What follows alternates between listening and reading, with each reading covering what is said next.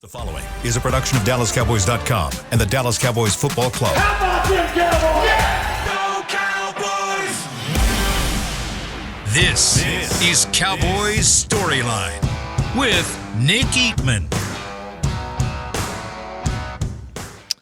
Good morning, everyone. Welcome to Cowboys Storyline. It is Tuesday, January the 2nd, 2024. Happy New Year to everyone. Hope everyone had a nice, safe New Year's. And I know it ended well for you on 2023. I mean, it couldn't have really been that bad considering the Cowboys win on Saturday night. Never a doubt on that game. Blew out the Lions. Kidding. And then, of course, the Cardinals do their thing and beat the Eagles to give the Cowboys a chance. Here we are. Everyone kind of knows where we are. We don't need to really get around, figure out where they stand. The Cowboys are in the driver's seat to be the number 2 seed. They got to beat Washington this week. And if that happens, they will be the NFC East champions and the number 2 seed in the playoffs, which means you get one home game. If you win, you get another. Big difference than being the 5 seed, obviously. And, hey, and the Cowboys deserve it. 100% deserve where they are. I can promise you this, in the next 45, 50 minutes, you won't be hearing anything about lucky or fortunate or anything like that. The Cowboys are where they are, and they won the game because of what they've done. And the gifts were back in Christmas. They didn't get any gifts. They won the game, and they're here they are. So it's all good. All right, let's get started. 888-855-2297 is the number to call. You can text us at 817-290-3298. Chris will be working those. Send some text messages in, but let's start with the calls like we always do. Dylan is in Northport, Florida, and you're leading us off. What's up? All right. Hey, Happy New Year, man. Happy New Year. Thank you. Yeah, I got a cool book for Christmas. It's called If These Walls Could Talk or something like that. Okay. I don't know about the author, but I'm going to give it a shot. Hey, give it a chance. You know, don't worry about giving them a bad review or anything like that. But see what you think. And then if you've heard some of these stories online, hey, sorry. All good, man. All good. So, yeah, I just want to talk about Dak, and then I want to talk about the 2-point conversion sequence at the end there. Okay. First off, Aiden Hutchinson needs to watch those hip drops on quarterbacks in the pocket. Mm-hmm. He almost tore Dak's ACL on that second one, and boy, that could have been bad. But it's not the only thing. It's not the only thing he needs to watch, but that's okay. Yeah, no, the tripping too. He needs to watch those legs getting out there, but the ref's got his back on that one, I guess. What's getting lost here is Dak had just another beautiful performance. I don't see anybody talking about that in the national media. It's all this penalty stuff and the 2-point conversion and all that. But Dak, it's another game-winning drive. I don't know if technically it counts as one, but I think it does. He had one the week before, too, in Miami, but the defense couldn't, seal the deal. But he's making unbelievable throws that I'm not sure I've seen him make before on a consistent basis like he's doing now. All these third and longs, blitzers in his face. He's just delivering dimes to these guys. And Cooks, dude, if Cooks gets his hands on that ball, it's caught. It doesn't matter if it gets hit by a bulldozer or what. Yeah. But it's just crazy. That Cooks over the shoulder in the corner type. We've seen it, in the end zone twice now. We've seen it also like on the sideline. He's really, really good at that, kind of keeping his defender in front of him and then on his hip and then making that nice sideline catch. He's really good at that. Yeah, that one on third, I think it was third and long. It was blitzer in Dak's face, and over the shoulder. It was beautiful. And then I'll keep it quick on the 2-point sequence. I know this will probably get talked about a lot here, but, without that tripping call, it doesn't happen. So First off, get that right. So we can talk about luck and all that. Well, the Lions got a little luck there, so we can just kind of drop that conversation. Right. And what's Dan Campbell thinking going for 2-3 times? He was coaching out of anger. Like, you used your best play on the first 2-point try, didn't get it, kicked the extra point, take it to overtime. Just seemed like he was coaching out of anger there. That seemed odd to me to go for that 3 times in a row. Yeah. I don't know. The funniest line of the night for me was from my friend who you guys know real well, Rob Phillips, he'll still send messages and stuff, and we talk about movies all the time. And he said that he was Tin Cup. He was Kevin Costner in Tin Cup, and he was just like, ball. Doesn't matter. It doesn't matter if I've made it hit the water 5 times. Like, I'm going to go for 2. I'm going for 2. Like, back to the 20. I'm going for 2. So, cool. I mean, he wanted to win. And you know what? Yeah. When you win your division, and that's what you're playing for, you're playing for seeding at this point.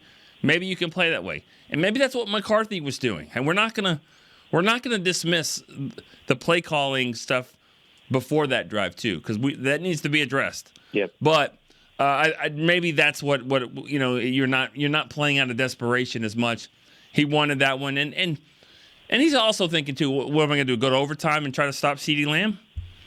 So let's just end it right there. But that doesn't end it though. Let's be clear about that.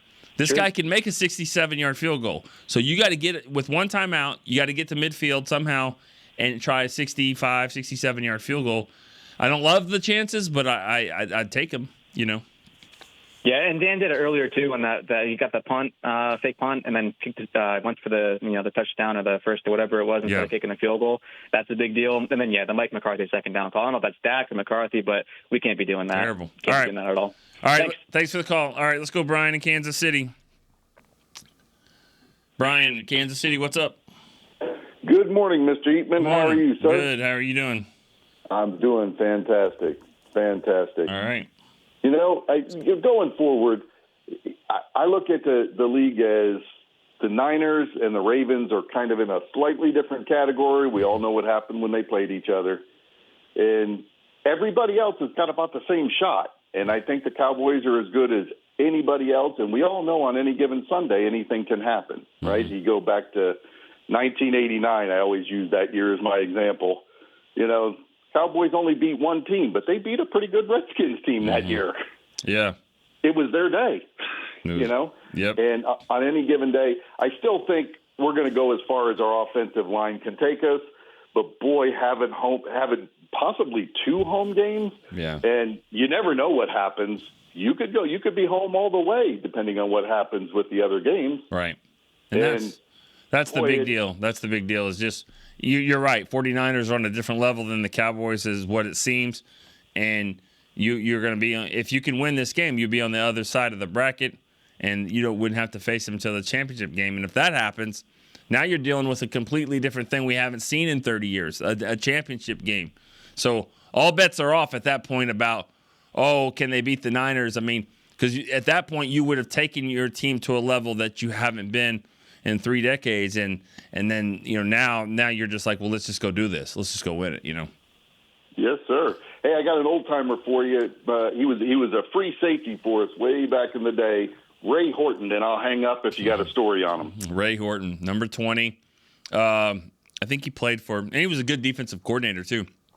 But yeah, he was one of those veteran type players. Maybe played for the Bengals.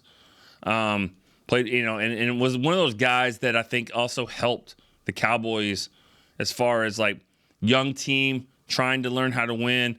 And here's a guy that's kind of been there and done it. My favorite play with Ray Horton was he intercepted a pass. I think they're playing the Packers in 91. And he intercepts this pass, and he's going down the sideline. Larry Brown, who's a rookie, he's trying to like block and figure it out. He basically just horse collars his own player, yanks him out of the way, like, get out of the way, and then goes and runs it in for a touchdown. But that's all I remember about Ray Horton. Sorry. All right. Let's go to the next caller. Kent, Las Cruces, New Mexico. Good morning, Nick. Morning. Hey, I've got 2 questions. Number one, when is Micah ever going to get a call? 2006, 2026. He starts to early in the game, he starts to the right of Taylor Decker, loops to the inside. Taylor Decker reaches out with his right hand. Micah's face is straight up in the air. He's almost pulling his helmet off.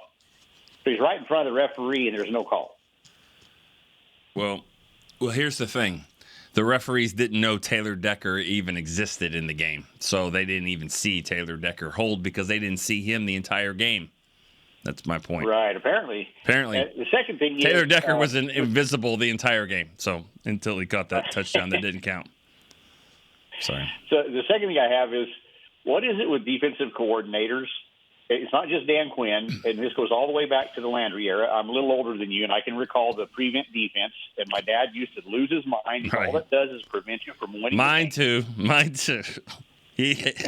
I can remember my dad when I was very young. Oh, my gosh, he would lose it. It's like your defense has been dominating, and then you go fall back in this prevent and let them march right down the field and go score.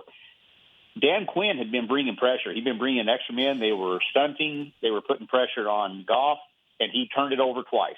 As soon as you get pressure in his face, he'd throw the ball, he'd rush it, he'd make bad throws. And then on the last drive of the game, when you really need it, he changed his approach on the defense. That's why they went right straight down the field.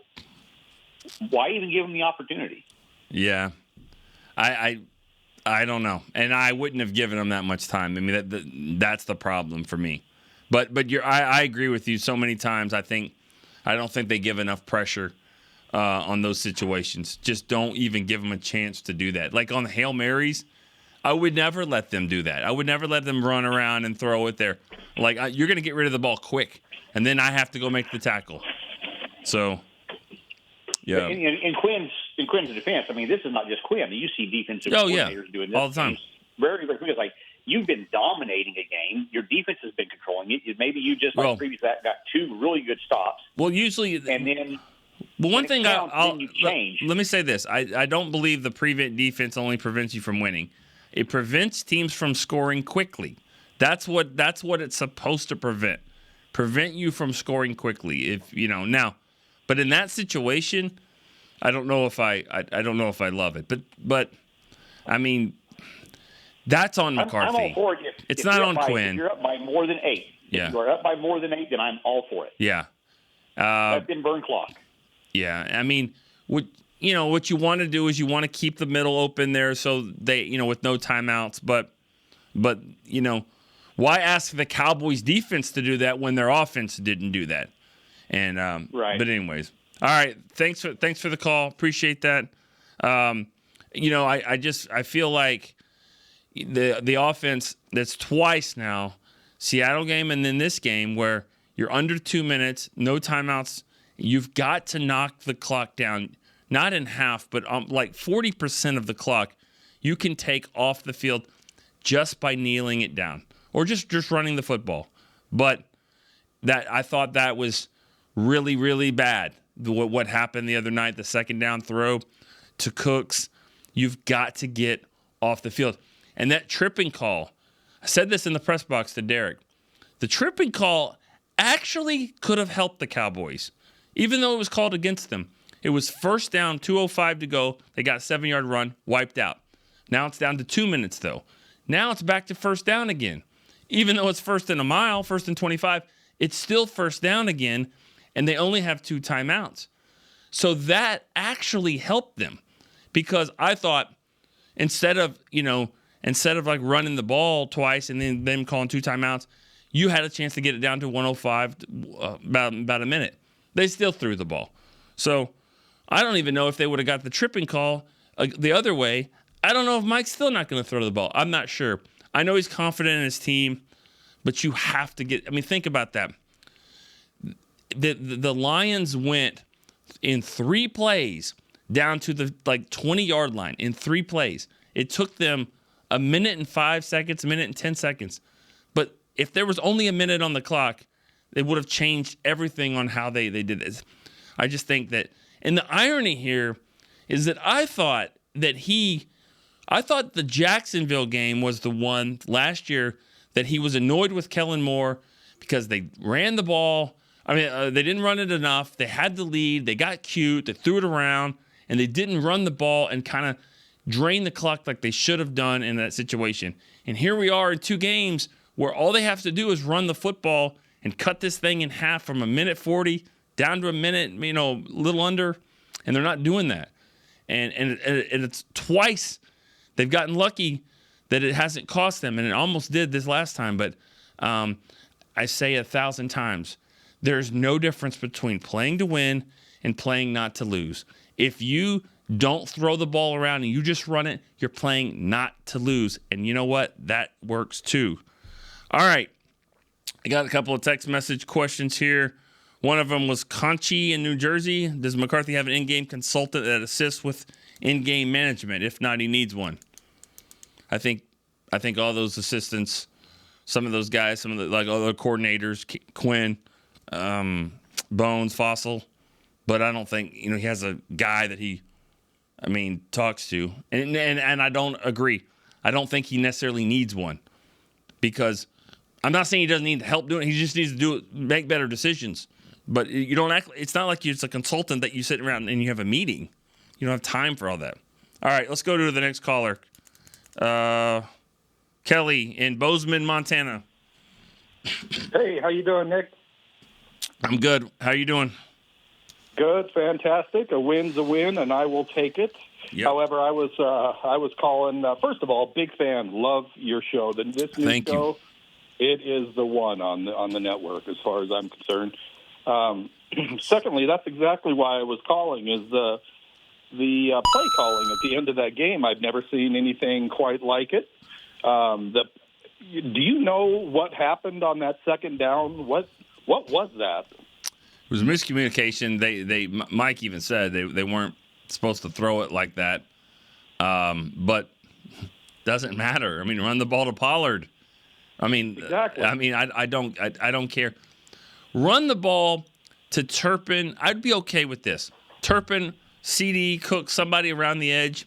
Little bit of movement. Don't go out of bounds, of course, but something on the run that maybe you can break something with, but not that. I mean, you've got to knock 40 seconds off the clock. Well, I was watching with my son, and he said, I don't understand. I mean, I told him, I don't understand why they're not running the ball here. It's just ridiculous. Mm-hmm. And he goes, well, maybe it's because they haven't been able to run the game all game. And I'm like, that doesn't matter. I mean, you still got to make them burn their timeouts. He's right. Your son is right. That is why they didn't do it. And you're right that it doesn't matter at that point. It doesn't matter if you haven't done it. You're not trying to run the ball for a first down. You're trying to run the ball to run out the clock. It's called running out the clock. No one's ever said, well, we have to pass out the clock. Run out the clock. Very, very true. All right. Also wanted to give a quick shout out. My son, my middle son, he just recorded with DJ Blackbeard down there that Here We Go, the Dak Prescott anthem they've been playing in the stadium. And we got to go down there. The Cowboys had us down during the Philly game, and he got to perform it before and after the game. And it was just nice. Cowboys treated us like royalty. It's on iTunes and Spotify. It's called Here We Go. It's fantastic if you haven't heard it. And this all the way from Montana, hip-hop head from Montana. That's what I was about to say. This thing comes from Bozeman, Montana. I mean, of course it does, That's where I would always imagine the great music. No, I don't know. I've never been to Montana. Really? No, I haven't. I know this is not our first call from Montana. This is our second, I believe. Montana's not on the list of the non-callers. I think there's only Wyoming. So if you know anyone over that area, both of us called? I think there's another Montana, unless it was you. Oh, okay. But I know. Okay, so have you called before? No, it wasn't me. Well, then, no, I've never called. Well, you know what that means. Here we go. Here we go. There we go. I love when you started playing that. Well, yeah, of course. Yeah, I mean, I hope we're not copyright infringements from your son, but yeah. Awesome. Thanks for the call, Kelly. Good stuff. I'm going to read this text message question here from Dan. It's not a question. It basically just throws out. Dan from Philly said, here's my Christmas list that I got. Here's my wish list. Jimmy in the Ring of Honor. Chris? No? Okay. Cowboys win over the Lions. Eagles loss. If these walls could talk, courtesy of his daughter Danielle. Got that? And now he's working on tickets for the Commanders game. Go Cowboys. What's wrong with that? Why we can't get tickets to the game? He hasn't got them yet. But he's working on them. He's working. He's looking into it. Go get it, Dan. Go get it, Dan from Philly. That's pretty awesome. All right. Here we go.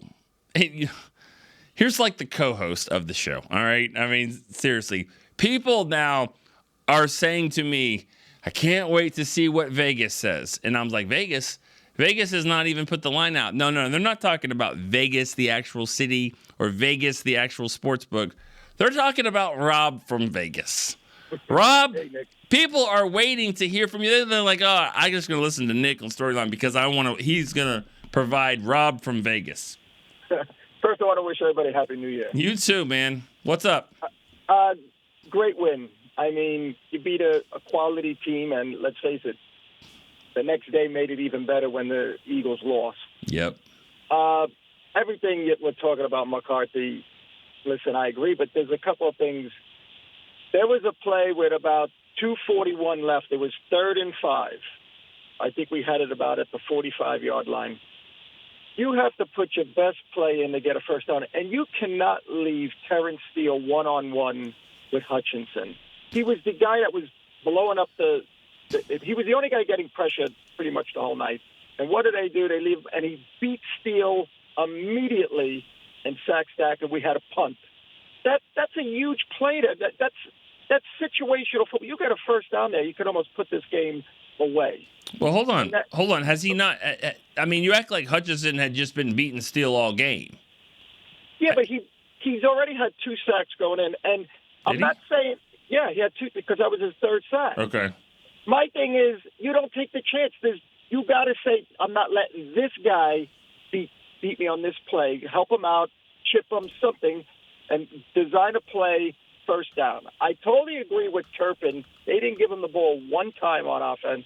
I don't understand. Some days they like him, some days they don't like him. Yeah, I don't agree with that. I don't understand that either. I mean, you're right. His speed is always there. That he's better. That he's proven that he could do it. Yeah, I think. I'm with you. on that. I don't understand why that there's always back and forth because he's always fast. He's always fast every game. Yep. Every game. Rain, everything. He's grass. Turpin's gonna make so I don't necessarily understand. And also your speed, you don't even have to have the football to make a difference. If you're out there as a decoy, you can still help. Yep. A fake reverse. I thought McCarthy had a terrible game. Listen, I understand you want to run the ball, but wanting to and being able to are 2 different things. It seemed like the whole night it was 2nd and 11, 2nd and 12. No, I agree. This was a Dak game. This was your best player on the field, and he played, I thought, really good. And CeeDee Lamb, this was Dak. You should have put the ball in Dak's hand way more, especially on first down. I thought the tripping call, what I didn't understand about the tripping call was the ref saw the call, called it on the wrong team. Why didn't they buzz down like we have seen in the past where they said, yo, you got this wrong? Because that's the game. Now we're probably on the 15-yard line. I know what you're saying about now it's 1st and 25, you get the eat for. But that only works if you could run. We can't. Yeah. And 2, we don't even try. That's the thing. They didn't try. Yeah. Yeah. That's what worries me about McCarthy. We've seen this before. Yeah. And you're right. He said, I'm going to do this. I'm going to be running. We thought when he took over for Tillemore, this guy's got it. He understands situational football because that's the one knock I had on Tillemore. He's no different. At the end of the day, he's pass happy too. Yep. The difference is Dak Prescott is just a better quarterback. And I do need Dak to overrule the coach. I'm sorry. But I need Dak to turn around and say, I don't care what this play come in. If I don't see it wide open, run the ball. Even if Dak just falls forward, you're in field goal range. Yeah. I need Dak to fix the bad call from McCarthy. And I know it's hard to say in the heat of the battle, but listen, I just need it to happen. I'm just afraid, this may bite us. Now, next week is a playoff game. You know for sure what needs to be done. You're on the road. Listen, Washington is going to – I don't know what they're going to do. They're either going to lay down and do nothing. No, they're or not. They're going to try to ruin your season. So you got to now go on the road. I don't know what the weather's going to be like. And this is a playoff game because if you beat them, you see what exactly is in front of you. Everybody comes to AT&T, and that is huge. So I just want to see how this team responds next week. But listen, I don't care what everybody talking about how the refs. Listen, one of the guys brought up a good point. I don't really like him, Acho, but he did say, "You guys keep acting like the Cowboys wouldn't have covered him." Right. If the ref said number 68 is eligible, they would have covered 68. So I don't understand why everybody's leaving that out of the equation. Exactly. All right, Rob. Thanks for the call. You too, man. Thanks for the call, as always. I agree with that part, too. I mean, there's part of this is, let's just be honest here. The Lions tried to get cute, okay? They got cute, and they tried to be deceiving, and they did. They confused the ref. That's what happened. But even if, it's like, what are they thinking? I've said this before a couple times to people, like, if you're going through the drive-through line and you order a number 2 with fries and they say, all right, number 4 with onion rings, that's not what I said. Are you just going to assume that, well, maybe they're in on this. Maybe they know too. Cool. No, they got it wrong. You need to fix it because this is what they said. And they said 70s reported eligible. And the Cowboys are like, watch for 70. If they reported 68 eligible, I would imagine they're going to play it differently. That's what they've said all week. That's what Dan Quinn said. That's what the players in the locker room said, that they've worked on this.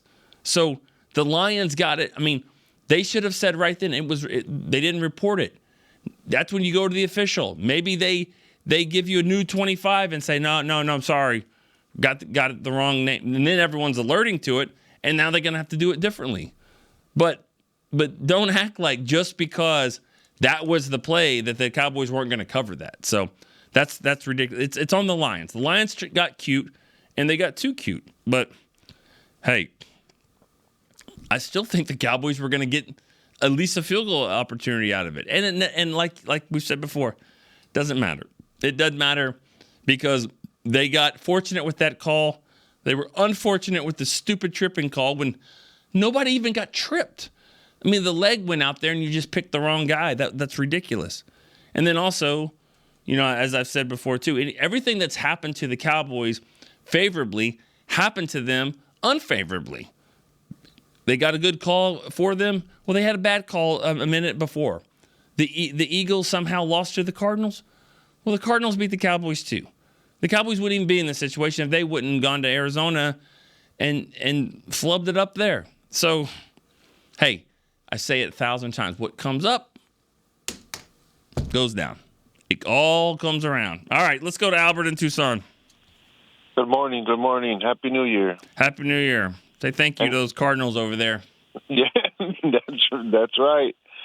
And that's kind of the approach I want to take is, two things. You can think about so many things that gone wrong, but, let's think about all the things that gone right. The calls, the play calling suspect a little bit at the end there, but, turnovers, we've done pretty good. Question on that is how battle tested or how much do you think that helps the Cowboys moving forward in the playoffs? You mean wins like that, like tough wins? Yeah. Well, I don't know. Because you kind of you go off your behavior. So is McCarthy thinking, you know what? I'm just going to keep passing it and not run the clock out because we haven't lost with me doing that. So I don't know. It's kind of scary. Because I'll be honest with you, after that game, I told my mom either I lost 5 years of my life because of the emotion, or I gained 2 years of my life because of the emotion of the emotional roller coaster, like how you call it. The answer is probably 0. Right? Like I just said, what comes up comes down. It all everything evens out. So got you. Last thing, I was very high on Brandon Aubrey from the. I don't know if you remember, but I called it from the first episodes that we had. The team had a lot of confidence in him. They saw some stuff that we didn't. Is it too early to start talking contract extension?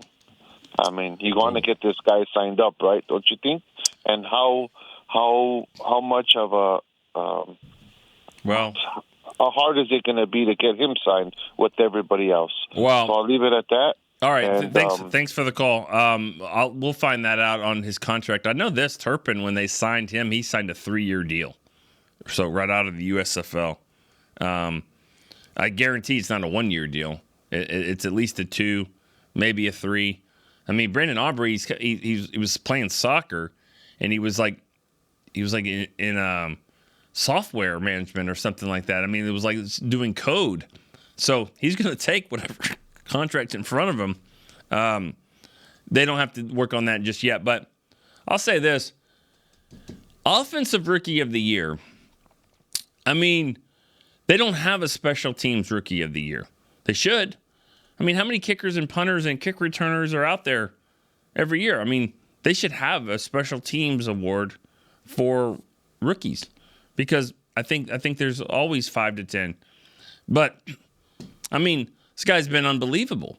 He's going to be all pro because think about it. He hasn't missed a field goal. He's hit some game winners. And he's also set the NFL record for touchbacks. The record. NFL record in a season, touchbacks. All right, Alan, Clearwater, Florida. Morning, Nick. Happy New Year. Good morning. How you doing? Good. 2 points today. The first about the clock management. I think Vegas pointed this out. It really began with the drive before. 4:49 left on the clock. We have the ball, and I'm thinking to myself, this is the time. Figure out a way. Take 2-3 minutes off the clock. Get a good drive. 2 times Dak had the opportunity on that drive. I think it's about game awareness again. One stands out where he's in the middle. They rush him. He breaks free. He throws the ball incomplete where he could have just ran up the middle. He wouldn't have gotten a lot. He would have kept the clock going. It's that kind of game awareness that is problematic that we see off and on. It's not just McCarthy. And also, he pointed out, they just said, Dak he has to make better decisions, too, when the ball's in his hands. So that clock management issue is huge. The issue about not running the ball, what I've been excited about this entire season when I heard McCarthy was going to put in the West Coast offense, in my mind, the 2 hallmarks of the West Coast offense, I remember the 49ers bringing the system into the NFL. And I remember how difficult it was to defend because the primary issue was do not let your quarterback get sacked and use your running backs, change the nature of the running game. The running game does not have to be handoff, running to the line. He changed the entire outlook by swing passes to the backs out of the backfield. Roger Craig made a living on this. Mm-hmm. Ricky Waters did it. Mm-hmm. The 2 things I've been waiting for them to do is use that, get them on the edge, because, again, blocking up the middle has been a real challenge. It would solve a couple of the problems, use those swing passes, the wheel routes, the screen all day long. And the second thing is about the quick drop. When Dak holds the ball for 3 or 4 seconds, it's great. But the West Coast offense is predicated on if your guy is not there, you have a dump-off every play.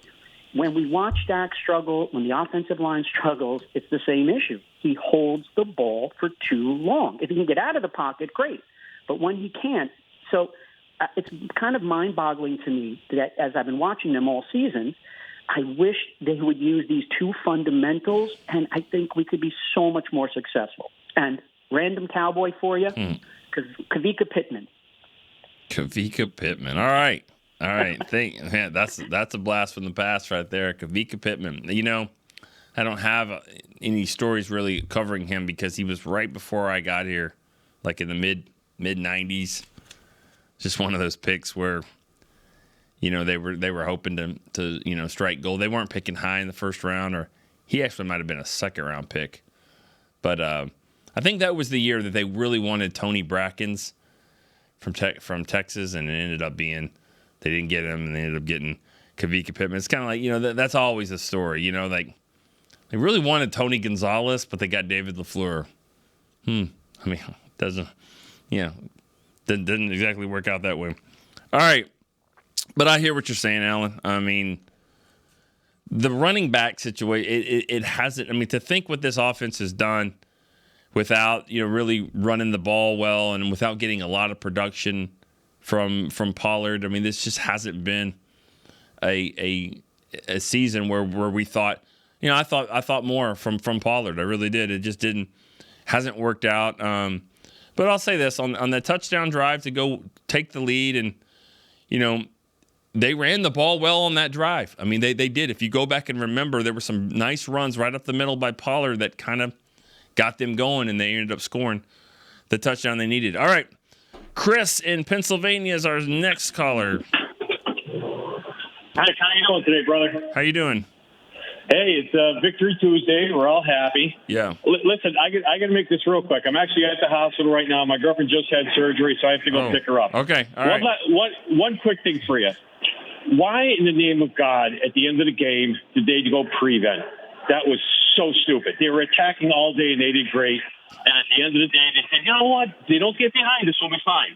And guess what happened? They got behind them. Well, what's your thoughts on that? They didn't get behind them. They got, I mean... They beat them constantly. Right, and you're right. They did. They gave them way too much time to play that style. I mean, I don't think you can play a prevent like that with 140. But I would have rushed a little bit more. I think you could rush more and still keep guys back. It leaves the middle open, but it also gets the ball out quick. I mean, if they has to get the ball out quick. So I would have rushed 5 or 4 and sent another guy. I really thought Micah was finally going to get the holding call on that first down of that drive. It looked like he was the guy his hand up in there. I mean, I thought I was like, wow, he's finally going to get this call. But you get a sack or any play like that, game's pretty much over. But yeah, I mean, we can blame them. The prevent and all that stuff, but guys, you don't give them a minute 40. You just don't, and you guys know this. You don't. You give them 105, maybe a minute, whatever it is. You give them that because you get a pass over the middle. You start it with a minute, and you get a pass over the middle for 15 yards, and he's tackled, and you get up to the line, and that's 20 seconds, 25 seconds. You do it again. I mean, they're getting close to a Hail Mary here. That's what they're going to have to do. So. I hope that they look at that and Mike sees that and that they have to change that. They have to. And Jerry Jones said it on his radio show this morning. Said I would like to see a lot more time off the clock. So when the boss says it, you definitely listen there. All right, let's go to Eric in Killeen, Texas. Hey Nick, how you doing? Good. How are you? Awesome. Happy New Year, guys. You too. I got a few things. So, first off, I was watching some of the post game, and I know everyone griped about Garrett's "How we doing, guys?" I got to give McCarthy props for Happy New Year and Clarence right off the bat. Yeah. When he came out with some. Yeah, he was talking about the running game, and he said, "Oh, Happy New Year!" Like he's not supposed to ask a question like that. I mean, but not right off the bat, anyway. I guess. I mean, I kind of see both sides to that. I mean, that's sort of what the media does, and they ask questions like that. But I don't know, in a game like that where so much emotion going on, and that's not what the coach isn't worried about. That he's like, wow, we just survived this, we've won, and we did what we were supposed to do. We win every home game. That's what you're supposed to do, is win every home game, and they did. I mean, obviously you want to win every game, but you take care of home, and that home crowd. That AT&T Stadium crowd, as loud as they were, the fact that the referee couldn't maybe hear who was doing what, maybe the crowd had a factor in that. So I will never hear him say that. But another thing, no running game. I heard the guy last week talking about, Dak looks confused. He didn't look confused this week. Dak did it all on his own. CD doing everything on his own. It looked good. He might have looked confused when it was 2nd and 5 and they're running out the clock and he says throw the ball deep to Cooks. He might have been like, what? Like we all were, but that might have been his only confused face. All right, I'll drop that. All right, last thing. Going into the end, the running game is a concern for me, especially with the injury to Tyler. I haven't gotten to hear any updates this morning because I just got up, to be honest. So it got me thinking. You guys always say, where did he's got an ass come from? And I remember it was from Ron Leary when he first got here. And it got me thinking about left guard. Are we okay with TJ Bass for one more week with the division on the line to rest Tyler for the postseason, or do we need to push Tyler to play this week? And I'll hang up and listen. Well, I don't think. I mean, let me just say this, because I don't want any of the athletic trainers. What'd you say, Chris? What'd you throw out there? Because he's got an ass. Okay. I think it was Ron Leary also that I said that about. People think it was DeMarco Murray, but I just wouldn't have said that. Anyways, I don't want any of the trainers getting after me. You don't push a player to play, so that's not going to happen. If he's healthy to play, he'll play. And if it's borderline, then that's a decision that they'll make. But you certainly don't push the guy out there if he's not ready to play. Plantar fasciitis, from what I've understood, it's about pain tolerance. It's about how much can you handle. Because it doesn't feel good on your feet. It's like walking on needles pretty much on your feet. So that's something he's going to have to deal with. He said after the game, he said, I'll be all right. I think I could be all right. But he wasn't at 100% for that moment to go back out there. We'll see what the Cowboys do. Looks like they're kind of working on some stuff. I'll say this. They are bringing in, and I don't know if this is for guard or tackle or both or just depth, they are bringing in La'el Collins for a visit. It looks like that's today. Former Cowboy lineman. He's played tackle, played guard. They're bringing him in as a visit just to see, and probably a workout as well. I think there is a workout. So that is happening. Does that mean is that he for backup tackle? Is he for some guard depth? Not really sure where all that means. I think they're just going to look and see what does this guy have. He was somebody that was well liked in the locker room, and got along with everyone. And when he was healthy, he was a good player. And when he had his weight down and all that stuff. So I think that they're just checking to see just checking the tires a little bit on that one. So we'll see what that does. All right, Jeff in North Carolina is next caller. What's going on, Nick? How you doing, man?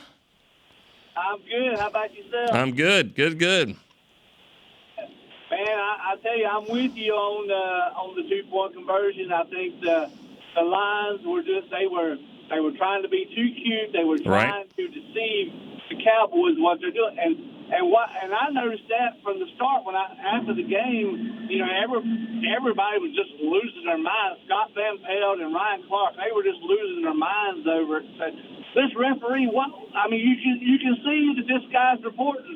And I'm thinking, but you got three guys over there at him, and they were trying to disguise, I guess, what they want to do. But my question to you is, because I know you're at the game. I know the referee goes to the defense and tells them who's reporting. Right. But don't he also announce it over the PA system? Yes, and they announced 70. Yeah. So if I'm the coach or golf, I'm saying when I hear that, I say no, that's not who we reported. Exactly. So I don't know what the beef was over it. I know, but everybody was just all tore up over it.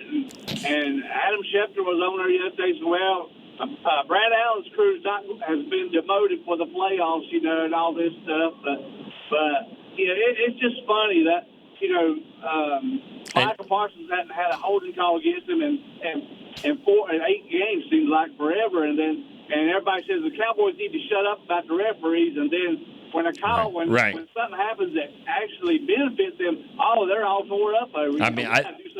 I've never seen Adam Schefter so fired up in the studio segment. He's kind of always too cool for school type, and he was upset. Now Rex Ryan, is he okay? Is everyone check on him? I thought he was going to lose it. Phil Simms. Phil Simms. Be a man. Yeah.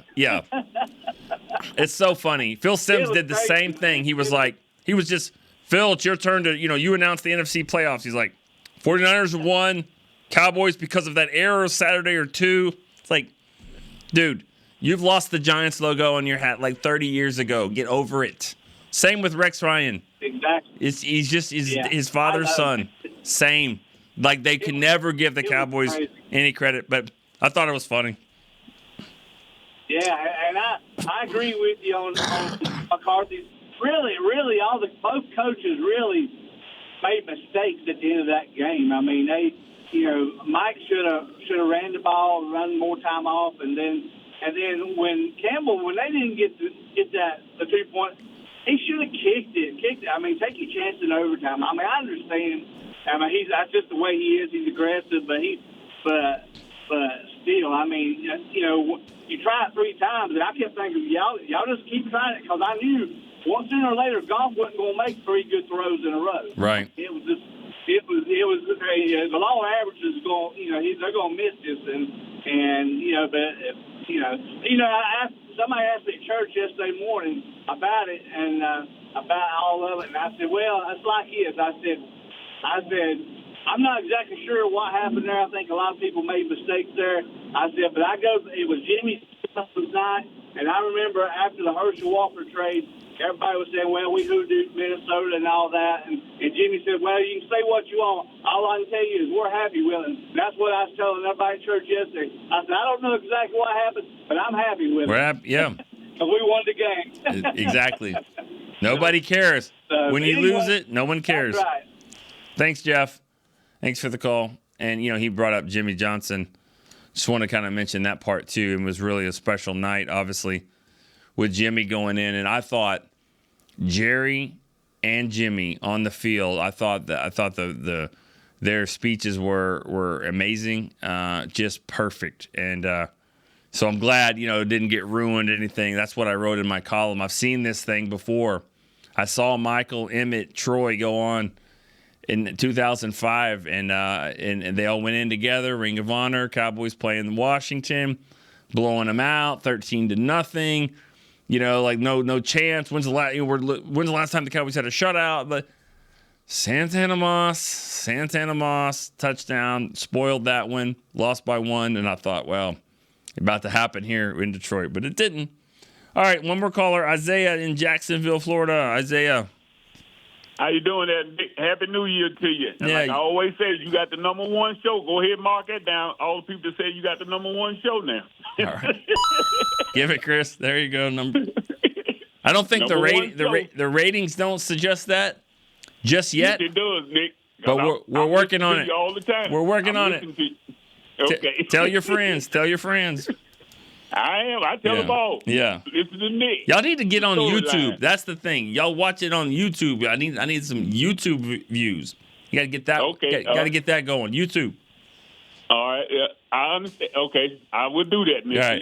Because you're the number 1 show. All right. Thanks, Isaiah. What do you got, man? What's on your mind? Nick, what when you were talking about the coach when North Turner asked Jimmy Johnson, this back when it was in the championship game, and he asked Jimmy Johnson, what you want to do? Mm-hmm. Jimmy Johnson said, I want to score a touchdown. Right. He hit what's name? Harper coming across the middle. Yeah.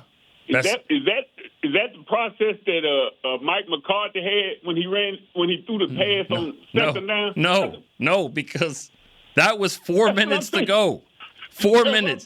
This is a minute 40. No, I'm sorry. Jimmy's not doing that with a minute 40. Minute 40. That's what I'm thinking. Is Mike McCarthy telling I guess he's the offensive coordinator. Yeah. So he's telling the coach, what you want me to do? He should have said run the ball, not throw the ball. I know. And the mentality is probably the same, but the differences are minute 40 and 4 minutes and Emmitt Smith and Tony Pollard. I think 3 runs by Emmitt Smith with that offensive line can get you a first down. But that play to Harper and all the stories behind it, and Irvin switching in the huddle and all that. I mean, I'll say this, and I'll say it to whoever's listening. That to me is the greatest play in the Cowboys' history. That play right there is the greatest play because of what it meant, and also the mindset of we're going to score. The crowd's going nuts, 4 minutes, and I get that. But, guys, with a minute 40 and no timeouts, different story. You've got to cut this game in half. I know. Run the ball. Nick, I almost been on YouTube tearing up my TV when he threw that ball. I said, what? What do we do? I didn't understand. Yeah. So, but But that's all I want to say. All right, Isaiah. Happy New Year. You too. Happy New Year. You still got the #1 show. All right, I love it. Appreciate that. Great show, guys. Sorry for the coughing that's been going on for about a year now. So, anyways, great show, and you guys call us tomorrow. Let's get after it. We'll talk about Washington. This game, it's a big deal, and Washington's going to bring it. We know that. Brian from Kansas City started off and said, "Remember the Cowboys went 1-15, but they beat Washington." And they remember that? Washington would love more than anything to do this. And remember last year's game. Remember the Cardinals just this week. Cardinals went and beat the Eagles. I mean, that's why you're here. Teams are still playing. They have things to play for. Washington's going to bring it, so the Cowboys are going to have to match it. All right, great show. Appreciate that, Chris. For Chris Beam, I'm Nick Eatman. We'll see you tomorrow. Cowboys Storyline. This has been a production of DallasCowboys.com and the Dallas Cowboys Football Club. How about this, Cowboys?